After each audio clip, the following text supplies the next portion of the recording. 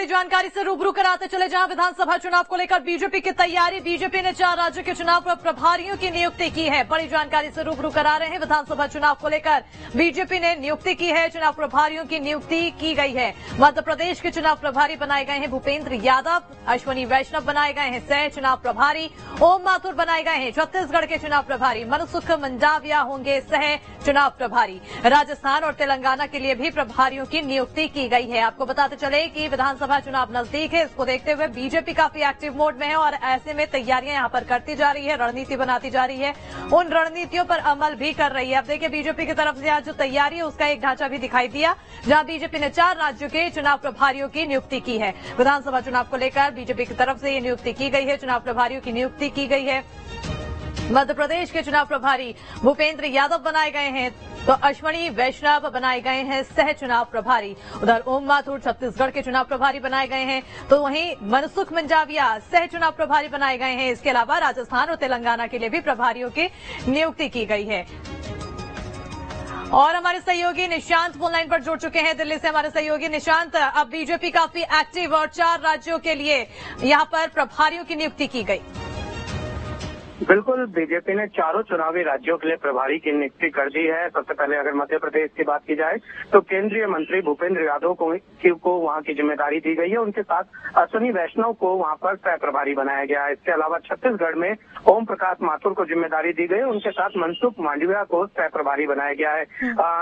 अगर बात की जाए तो भूपेंद्र यादव, अश्वनी वैष्णव और मनसुख मांडविया तीनों ही केंद्र सरकार में मंत्री हैं। ओम प्रकाश माथुर की जहां तक बात हो तो बीजेपी के दिग्गज नेता हैं, संगठन के बहुत जानकार माने जाते हैं और इससे पहले उत्तर प्रदेश में भी बड़ी जीत के पीछे इनकी भूमिका रही है। ऐसे में ओम माथुर को जहां छत्तीसगढ़ चूंकि पहले से प्रभारी बनाए गए थे, अब उनको चुनाव प्रभारी की जिम्मेदारी दी गई है, तो ऐसे में बीजेपी ने अपने दिग्गज नेताओं को इन राज्यों में भेजा है ताकि संगठन में मजबूती बढ़े और अगर संगठन मजबूत होता है तो नतीजे जो है वो पार्टी के पक्ष में आते हैं, जिसके चलते ये नियुक्तियां काफी महत्वपूर्ण मानी जा रही हैं। बिल्कुल निशांत, क्योंकि ये नियुक्तियां काफी महत्वपूर्ण है और इन सभी के कंधों में जो भार दिया गया है, काफी बड़ा भार दिया गया है। ऐसे में ये किस तरह की तैयारियों में धार पहुंचा सकते हैं चुनाव के लिहाज से? देखिए, अगर बात की जाए चाहे भूपेंद्र यादव हो चाहे ओम प्रकाश माथुर हो, ये दोनों दिग्गज नेता तमाम राज्यों के चुनाव प्रभारी पहले भी रहे हैं और इन्होंने समय समय पर उन राज्यों में भी चुनाव जिताया है जहां पर बीजेपी के लिए जीत लगभग नामुमकिन रही है। तो जाहिर सी बात है कि बीजेपी ने अपने कद्दावर नेताओं की ड्यूटी चुनाव को देखते हुए लगाई है और उम्मीद ये की जा सकती है कि ये रणनीति बीजेपी की काफी बेहतर रहेगी और भविष्य में इसके परिणाम भी देखने को मिलेंगे। बिल्कुल, क्योंकि रणनीति ये बेहतर साबित हो सकती है, भविष्य में परिणाम भी ये तो देखने वाली बात है।